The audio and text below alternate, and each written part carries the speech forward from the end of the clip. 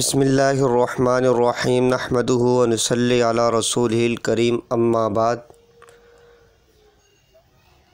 گزشتہ سبق میں ہم نے سب سے آخری عنوان پڑھا تھا عید کے دن عورتوں کا قبرستان جانا، اور اس بارے میں تفصیلی گفتگو ہوئی تھی۔ آج کا ہمارا عنوان ہے روزانہ اکٹھے ہو کر قبرستان جانا۔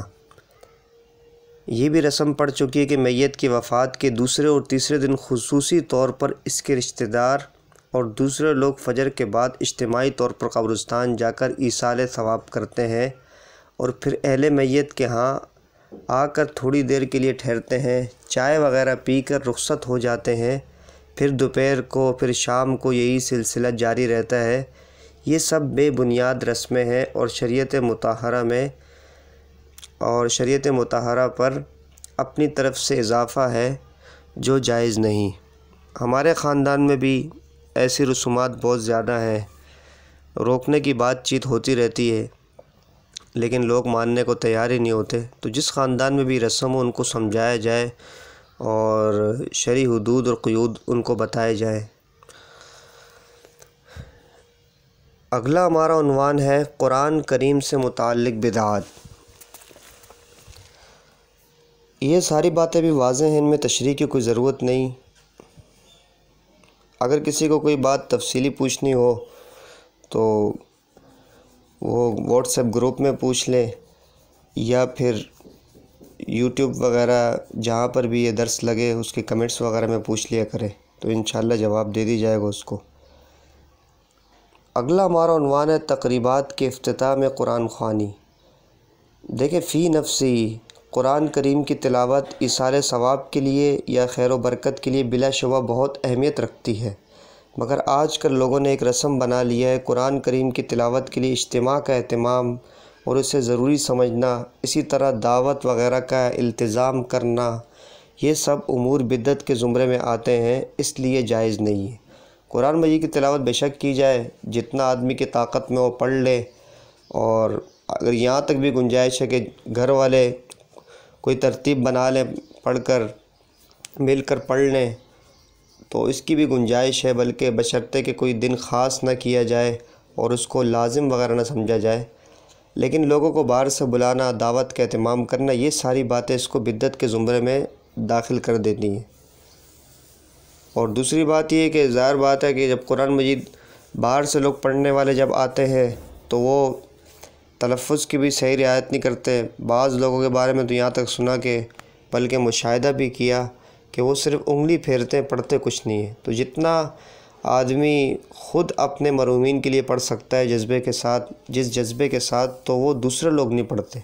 اس لیے آدمی انفرادی طور پر جیسا آسان ہو سکے اور جتنا آسان ہو سکے وہ کر لیا کرے، اس کی گنجائش ہے۔ اجتماع کا اہتمام کرنا یہ بدعت کے زمرے میں اس کو داخل کر دیتا ہے۔ آگے ہے تراویح میں ختم قرآن پر مٹھائی کا التزام۔ تراویح میں ختم قرآن پر مٹھائی کی تقسیم کی کوئی شرعی بنیاد نہیں، اسے باعث ثواب سمجھنا جائز نہیں۔ اس کو ہمیشہ کرنا اور کسی حال میں اس کو نہ چھوڑنا، لوگوں سے بہر صورت چندہ وصول کرنا، چاہے وہ دلی طور پر اس کے لیے تیار ہوں یا نہ ہو۔ ویسے شہروں میں تو ایسا بہت کم ہوتا ہے، لیکن دیہاتوں میں عام طور پر دیکھا گیا ہے، یا جو چھوٹے شہر ہیں ان میں یہ چندہ وصول کیا جاتا ہے، باقاعدہ رمضان سے پہلے ہی اعلان کر دیا جاتا ہے اور گھروں گھروں میں جایا جاتا ہے اور پھر پیسے جمع کر کے اس مٹھائی کا اہتمام کیا جاتا ہے۔ تو یہ ناجائز ہے۔ اگر اس سے ہمیشہ نہ کیا جائے، لوگ خوشی سے دیتے ہو تو بھی اس میں اس مروجہ رسم کی تائید ہوتی ہے، لہذا اسے چھوڑ دینا ضروری ہے۔ اگر مساجد میں ہو تو پھر مساجد کی بے ادبی ہوتی ہے اور اس کے تقدس کو پامال کیا جاتا ہے، اس لیے اس کا ترک کرنا ہی ضروری ہے۔ البتہ بعض فقہاء نے اس بات کی گنجائش دی کہ اگر خاموشی ہو، شور شرابہ نہ ہو، اور مطلب یہ کہ التزام کے ساتھ بھی نہ ہو، کبھی کبھار خوشی کے موقع پر اگر ایسا کر دیا جائے کہ مٹھائی تقسیم کر دی جائے، اگر مسجد ہے تو مسجد کے تقدس کو پامال نہ کیا جائے، اس کی تمام آداب کی رعایت رکھی جائے تو گنجائش ہوگی۔ لیکن مٹھائی کے لیے چندہ وصول کرنا اور اس کے التزام کرنا، مٹھائی تقسیم نہ کرنے کو برا سمجھنا اور نہ کرنے والوں پر ملامت کرنا، تو یہ ساری باتیں اس کو بدعت کے زمرے میں داخل کر دیتی ہیں۔ اور اس کی دلیل وہی ہے کہ حضرت عمر رضی اللہ تعالیٰ عنہ کے بارے میں آتا ہے نا کہ انہوں نے جب سورہ بقرہ کو ختم کیا تو اس صورت میں انہوں نے ایک اونٹ کو ذبح کر کے ایک دعوت کا اہتمام کیا۔ تو یہ بھی خوشی کا موقع ہوتا ہے، وہ کرنا چاہے تو میں جو شرائط اور قیودات بتائی ان کے ساتھ آدمی کر سکتا ہے۔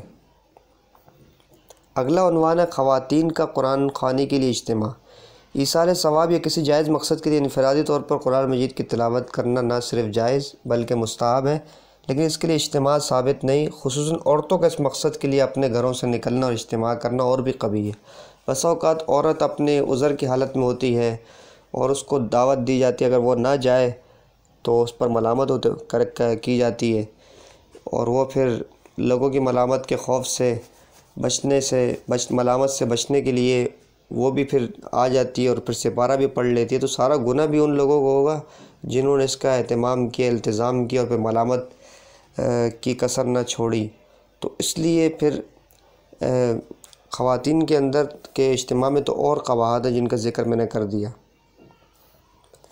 اگلا عنوان ہے شادی بیاہ سے متعلق رسوم و بدعت۔ پہلا عنوان ہے محرم میں شادی بیاہ کو ممنوع سمجھنا۔ بعض لوگ محرم کے مہینے میں شادی بیاہ اور دیگر خوشی کی تقریبات کو ممنوع سمجھتے ہیں اور اس ماہ کو غم کا مہینہ قرار دیتے ہیں۔ شریعت میں اس کی کوئی دلیل نہیں۔ حضرت حسین رضی اللہ تعالیٰ عنہ کی شہادت کا غم ایسی چیز نہیں کہ صرف اس دن یا صرف اسی ماہ میں ہوا کرے، بلکہ ہر مسلمان کو ہر وقت ہوتا ہے، لیکن غم کا دن منانا شریعت میں جائز نہیں۔ نیز شوہر کے سوا کسی اور کی موت پر سوگ کی شرعاً اجازت نہیں، لہذا 10 یا محرم کے دیگر ایام میں شادی بیاہ کرنا جائز ہے، اس میں کوئی قباحت نہیں ہے۔ شادی سال کے ہر مہینے میں ہر دن میں کی جا سکتی ہے۔ ہمارے ہاں بہت سارے لوگوں کے ذہنوں میں یہ بات ہے کہ فلاں مہینے میں نہیں کرنی چاہیے، فلاں مہینہ منحوس ہے، سفر کا مہینہ منحوس ہے، محرم کے مہینوں کو بھی شادی کرنے کو منع کر دیتے ہیں۔ تو یہ ساری لوگوں کی اپنی گھڑی ہوئی رسمیں ہیں، شریعت میں اس کا کوئی ثبوت نہیں۔ اگلا عنوان ہے سہرا باندھنا۔ شادی میں دولہا کے سر پر سہرا باندھنے کی رسم ہندوؤں سے لی گئی ہے۔ سہرا کا مطلب یہ کہ جو پھولوں کے ہار جیسے دولہا کے چہرے پر لٹکا دیے جاتے ہیں، تو یہ سہرا ہے، یہ باقاعدہ ملتا ہے بازاروں سے۔ مسلمانوں کے لیے ہندوانہ شکل و صورت اختیار کرنا جائز نہیں، لہذا سہرا باندھنے سے اجتناب لازم ہے۔ اگلا عنوان ہے شادی کی چند قبیح رسمیں۔ اس میں سے ایک رسم ہے شادی میں مہندی، یہ تو بہت زیادہ مشہور ہے، سب جانتے ہیں۔ سہرا بندی یہ بھی اوپر گزر چکا ہے۔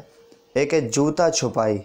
جوتا چھپائی کی رسم یہ ہوتی ہے، ہندوستان میں اب بھی رائج ہے، پاکستان میں بعض جگہ پہ رائج ہے کہ جب شوہر دلہن کے گھر جاتا ہے تو اس کی سہیلیاں شوہر کا جوتا چھپا لیتی ہیں، پھر جوتا مطالبہ کرتی ہیں کہ ہمیں اتنے پیسے دیں اور منہ مانگی رقم لے کر جوتا واپس کر دیتے، تو یہ رسم بھی ہندوانہ رسم ہے۔ اس طرح دودھ پلائی وغیرہ کی رسم، دودھ پلائی کی رسم میں بھی مختلف صورتیں ہوتی ہیں۔ بعض علاقوں میں جب شوہر دولہا دلہن کے گھر جاتا ہے تو اس کو دودھ پلایا جاتا ہے، جو دودھ بچ جاتا ہے پھر وہ بیوی کو پلا دیا جاتا ہے، اور یہ تو بعض سادی رسمیں۔ اس میں مزید یہ بھی ہوتا ہے کہ دلہن کی بے سہیلیاں وہ شوہر کو دولہے کو دودھ پلاتی ہیں، پھر اس سے پیسوں کا مطالبہ کرتی ہیں، اور بعض جگہوں پہ یہ ہوتا ہے کہ دودھ پلانے کے بعد اس سے شوہر سے یہ کہا جاتا ہے کہ اس میں گلاس پیسوں سے بھر دیں، یہ بھی ہوتا ہے۔ اور بسا اوقات یہ ہوتا ہے کہ دودھ کا گلاس پینے کے بعد اس کو رکھ دیا جاتا ہے، تو اور پھر دیگر جتنے لوگ وہاں موجود ہوتے ہیں تو وہ سارے اس میں پیسے ڈالتے ہیں۔ تو یہ سارے دودھ پلائی کی رسمیں ہیں، یہ سب ہندوانہ رسمیں ہیں۔ شادی جیسی مبارک خوشی کو ان جیسی ہندوانہ رسوم سے آلودہ کرنا کسی طرح بھی درست نہیں۔ حدیث میں تو اتنا آتا ہے کہ سب سے بہترین نکاح وہ ہے جس میں خرچ کم ہو، تو یہی بہترین ہے، اور مبارک نکاح بھی اسی کو کہا گیا ہے۔ اس لیے کم خرچ والا جتنا خرچ ہو، کم خرچ ہوگا اتنی خیر و برکتیں ہوں گی۔ اور اگر ہم شادی بیاہ میں زیادہ خرچ کریں گے اور باقاعدہ فنکشن کریں گے شریعت کے احکام کو پامال کریں گے اور اللہ تعالیٰ کو ناراض کریں گے، اور پھر بعد میں چند ہی روز بعد پھر ڈیورس اور طلاق کی باتیں آ جاتی ہیں، اس کی بنیادی وجہ یہی ہوتا ہے کہ شادی کے موقع پر جب ہم اللہ کو ناراض کریں گے تو پھر اللہ تعالیٰ بھی بندے کو پھر آزمائش میں ڈالتا ہے۔ تو شادی کے موقع پر اللہ تعالیٰ کو خوش کریں اور آپ علیہ الصلوۃ والسلام کے بتائے ہوئے طریقوں کے مطابق عمل کریں تو انشاءاللہ العزیز اس میں خیر و برکت بھی ہوگی اور وہ تا دیر قائم بھی رہے گی۔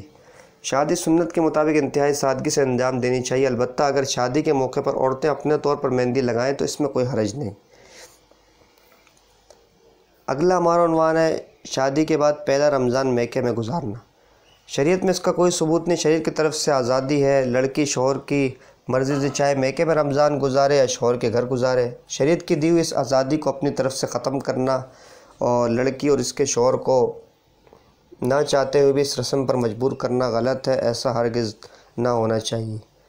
اسی طرح اور بھی بہت سارے رسومات ہیں کہ شادی کے فلاں دن جانا ہے، بعض میں ہوتا ہے کہ 7ویں دن جائے گی پھر ایک ہفتہ رہ کر آئے گی دلہن، یا اس طرح اور خاندانوں میں جو بھی رسوم ہیں تو یہ شوہر کی رضامندی پر موقوف ہیں، وہ جب اس کو چھوڑنا چاہے اور جب آپس میں طے ہو جائے تو اس صورت میں اس کو ملنے دینا چاہیے، تو اس میں زیادہ سختی نہیں کرنی چاہیے۔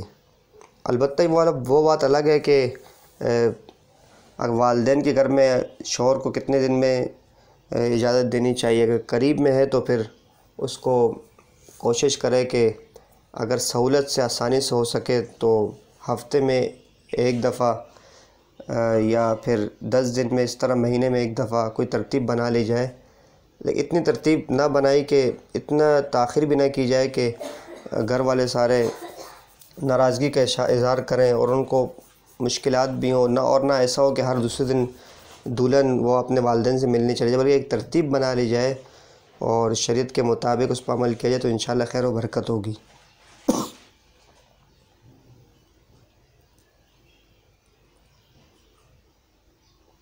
بس آج کے دن اتنا ہی کافی ہے۔ وآخر دعوانا الحمدللہ رب العالمین۔